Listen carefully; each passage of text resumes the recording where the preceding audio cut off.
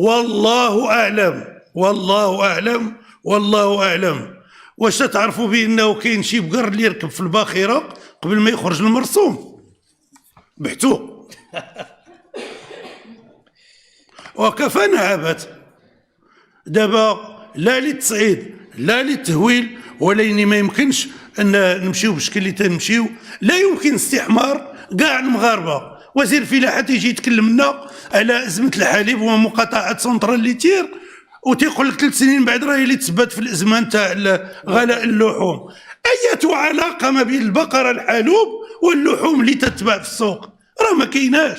راه حيت كانت المقاطعه سنترال ليتير يمكن الحليب قل، يمكن الناس اضطروا يبيعوا البقر ديالهم لانه ما بقى حد بغى يشري اللحم ديالو الحليب ديالهم. ولكن راه ما كاينش شي حاجه ما عدا ذلك. وهذا البقر كاع اللي جا تيجري للمغرب، لان راه كاين اللي مشى للبريزيل قلبوا شويه، كاين كل واحد فين مشى تيجري قلبوا وغادي تصيبوا الحقيقه.